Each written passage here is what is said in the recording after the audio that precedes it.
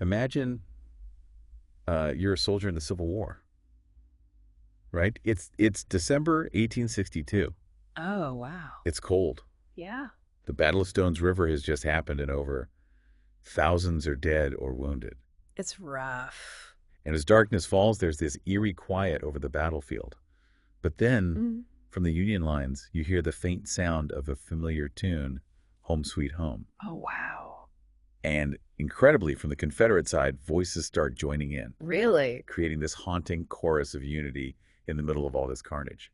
That's powerful. It is. And it really sets the stage for our deep dive today. Oh, We're going to be looking at two crucial battles of 1863 Vicksburg and Chancellorsville. big ones. Yeah, using some really interesting sources. Oh, cool. Like what? We've got excerpts from a history podcast, personal letters, even some legal documents. Okay, so we're going deep. Yeah, we're going deep, and you'll see how these battles were turning points in the war, I see. both strategically and for Lincoln's leadership. We'll see how Lincoln struggled with that tension between national security and civil liberties, how Grant took a gamble in the West, and how a Confederate victory in the East came at a terrible price. Lots to unpack there. Absolutely. Let's go back to that home sweet home moment at Stones River. It's interesting that this happened just a few days before Lincoln suspended habeas corpus. Yeah, that's a pretty stark contrast, isn't it? On the one hand, you have this spontaneous moment of unity between soldiers on opposite sides, and then you have the president taking this drastic step that a lot of people saw as a violation of basic rights. To be honest, I'm a little fuzzy on the details here. Can you remind us what exactly habeas corpus is and why suspending it was such a big deal? Yeah, sure. So habeas corpus, basically, it's a legal protection that prevents people from being detained unlawfully and makes sure that anyone who's in prison has the right to be brought before a court to decide if their detention is legal. So when Lincoln suspended habeas corpus, he essentially gave the government the power to imprison people without due process. So they could just lock people up without a trial. Right. It was a wartime measure. They argued it was necessary to suppress dissent and keep the country secure. But it definitely raised serious concerns about the erosion of civil liberties. And this wasn't just theoretical, was it? Didn't Lincoln actually use this power to silence his critics? Yes, he did. Mm-hmm. And one of the most famous cases involved a guy named Clement Vallandigham. He was a Democrat from Ohio and a staunch opponent of the war. So he was basically on the Confederate side. Well, not exactly. He wasn't necessarily for secession, but he believed the war was a mistake and that the Union should negotiate peace with the Confederacy. Interesting. So what happened to him? Well, he was a very vocal critic of Lincoln's policies, especially the Emancipation Proclamation. Ah, so he was against freeing the slaves. He saw it as a threat to individual liberty and states' rights. He even suggested that the Northwest might secede if the war continued. Wow. He was really pushing the boundaries. So what ultimately led to his arrest? In 1863, General Ambrose Burnside, who was the Union commander in Ohio, issued an order forbidding any kind of treasonable speech. And Vallandigham, he directly defied that order. He gave a speech denouncing the war and called Lincoln a tyrant. So he basically dared them to arrest him. Yeah, pretty much. And Burnside did just that. He had Vallandigham arrested and sentenced to prison. Wow. So what did Lincoln do about this? Did he support this kind of suppression of free speech? Well, it's complicated. Lincoln was in a tough spot. He needed to maintain order and prevent dissent from hurting the war effort, but he also believed in civil liberties and freedom of speech. He was caught between a rock and a hard place. Yeah, it was a tricky situation for sure. So how did Lincoln handle this whole Vallandigham mess? Well, Lincoln's solution was actually pretty clever, but definitely controversial. He commuted Vallandim's sentence to banishment to the Confederacy. He sent him to the enemy. Exactly. It was a smart political move. By sending Vallandigham behind enemy lines, he silenced him without making him a martyr for free speech. That's pretty sneaky. It was. But, it didn't quite go as planned. Oh, how so? Well, Vallandigham wasn't exactly thrilled to be living in the Confederacy. He eventually escaped to Canada. Of course. And continued to criticize Lincoln from there. He became a symbol of the Copperhead movement, which opposed the war and wanted peace with the Confederacy. So no matter what Lincoln did, he couldn't escape these tough decisions between national security and individual liberties. Exactly. And, his own words really reflect that struggle. He famously said, "Must a government of necessity be too strong for the liberties of its own people or too weak to maintain its own existence?" It's a question that still resonates today, It makes you think about the balance democracies have to strike, especially in times of crisis. Absolutely. But while all this was going on in the East, a very different kind of drama was unfolding in the West. Let's talk about Vicksburg. Okay, Vicksburg. often called the Gibraltar of the West. It was a vital stronghold for the Confederacy. What was that? Well, it was situated high on these bluffs overlooking a bend in the Mississippi River. So it controlled this crucial stretch of the waterway, which was essential for Confederate trade and communication. So I imagine it was a prime target for the Union Army. What made it so difficult to capture? The terrain was a nightmare for any attacker. The same bluffs that made it so strategically important also made it incredibly hard to approach. It was surrounded by dense forests and swamps. And of course, it was heavily fortified and defended by Confederate troops. It sounds almost impossible to take. So how did Grant, the Union commander in the West, approach this daunting task? Well, Grant was known for his tenacity and his willingness to take risks. He knew a direct assault would be a disaster. So he came up with this incredibly audacious plan. Even his own officers thought he was crazy. Okay, I'm intrigued. What was Grant's crazy plan? He decided to cut off his own supply lines and march his army through enemy territory, attacking Vicksburg from the rear. He marched an army without supplies. Yeah, he basically lived off the land, foraging for food and supplies as they went. It was a huge gamble, but Grant knew that speed and surprise were his biggest advantages. That's incredible. To march an entire army without a reliable supply chain, that takes some serious guts. It was a bold move, for sure. It really shows Grant's confidence in his troops and his understanding of how important Vicksburg was. He knew capturing it would be a turning point in the war, and that it was worth the risk. But it wasn't just luck, was it? There must have been some strategy involved. Oh, absolutely. To pull this off, Grant needed to distract the Confederates, keep them guessing about his real intentions. So he used a series of diversions, including this brilliant cavalry raid led by Colonel Benjamin Grierson. This Grierson raid, what made it so effective? Well, Grierson and his cavalry tore through Mississippi, covering over 600 miles in just 16 days. They disrupted rail lines, destroyed supplies, just caused chaos, basically. Kept the Confederate forces off balance. This lightning raid gave Grant's main force the chance to slip past unnoticed. So while all this was happening, Grant was marching his army south, deeper into enemy territory. Exactly. And it was a brutal march through swamps and scorching heat, constantly harassed by Confederate forces. But Grant kept his men focused on the goal of Vicksburg. And when they finally reached Vicksburg, did Grant just launch another frontal assault?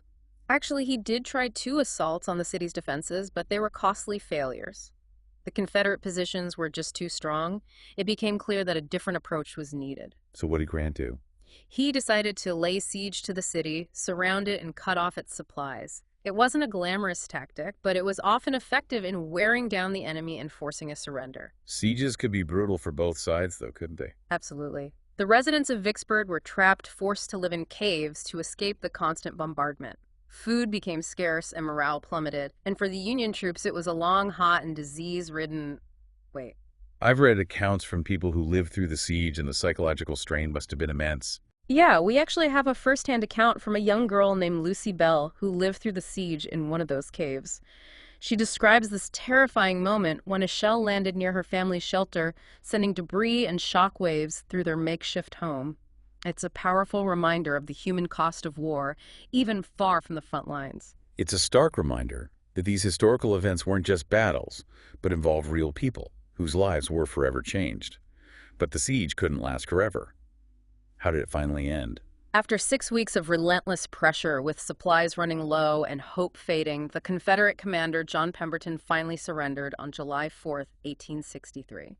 What a date for a Confederate surrender Independence Day. It was a crushing defeat for the Confederacy, but a monumental victory for the Union. With Vicksburg under Union control, they now had the Mississippi River and had effectively split the Confederacy in 2.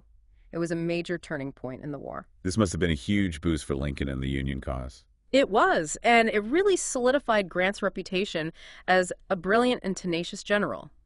Lincoln was so impressed with Grant's ability to get results that he said, "Grant is my man and I am his for the rest of the war." High praise indeed. So Vicksburg was a decisive victory for the Union in the West. Sure. But meanwhile, back in the East, The situation was quite different. While Grant was celebrating at Vicksburg, another major battle was raging in Virginia, and this one would have a very different outcome. let's talk about that then. Yeah. Okay, so while the Union was celebrating the victory at Vicksburg, things in the East were a completely different story. What was happening over there? Well, while Grant was busy with Vicksburg, a new commander had taken charge of the Army of the Potomac. His name was Joseph Hooker, Fighting Joe, they called him. And he was determined to defeat Robert E. Lee once and for all and break the Confederate hold on Virginia.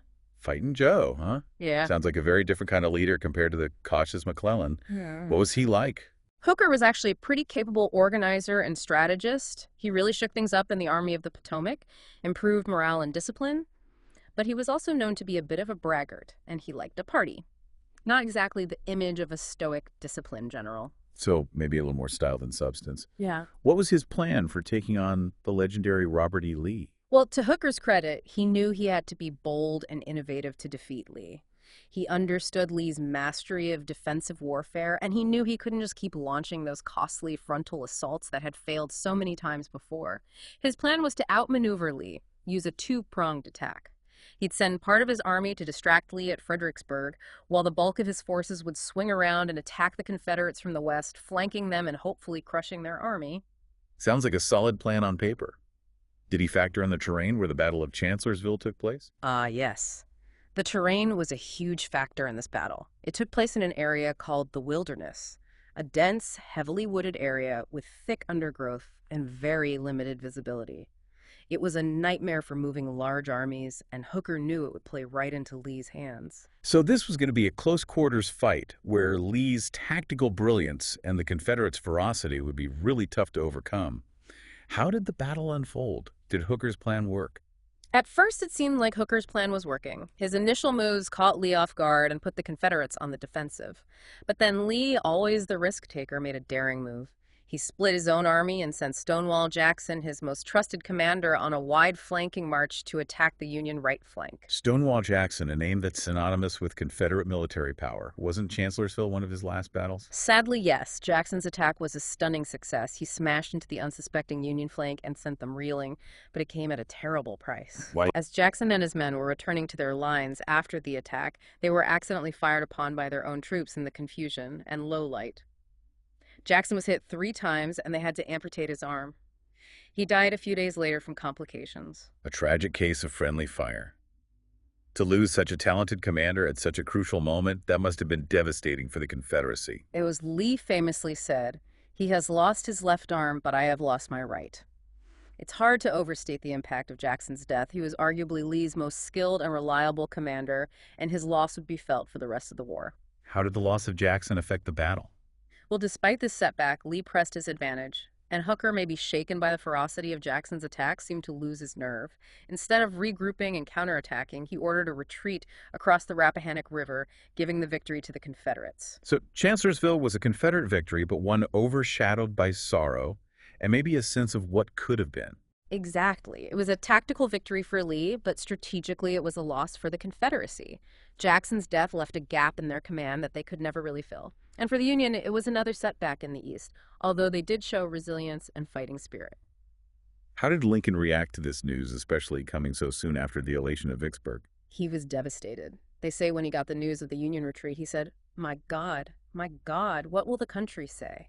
It really shows the immense pressure he was under, the weight of the entire nation's hopes and fears on his shoulders. So we have these two very different outcomes. In the spring of 1863, the decisive Union victory at Vicksburg, which opened up the Mississippi and split the Confederacy, and then the costly Confederate victory at Chancellorsville, where Lee won but lost his most valuable general.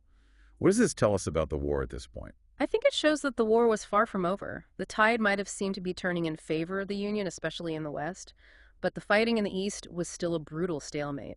Both sides had suffered heavy losses, and it was still anyone's game. As we look back at these pivotal battles, what are the key takeaways for our listeners? What insights can we gain from these events? I think these battles remind us that war is complex and unpredictable. Brilliant strategies can be ruined by unforeseen events. Bold gambles can lead to amazing victories or crushing defeats, and the human cost is always tragically high. The stories of the soldiers, the civilians caught in the crossfire, and the leaders facing impossible decisions, they all highlight the enduring tragedy of war. It's a sobering reminder that history isn't just about dates and battles, but about the choices people made and the consequences they faced. These stories from Vicksburg and Chancellorsville give us a glimpse into the human drama that unfolded during one of the most important years of the Civil War, a year of both triumph and tragedy, moments of unity and acts of unimaginable brutality. Thanks for joining us for this deep dive into the Civil War. We'll be back next time with another fascinating exploration of history.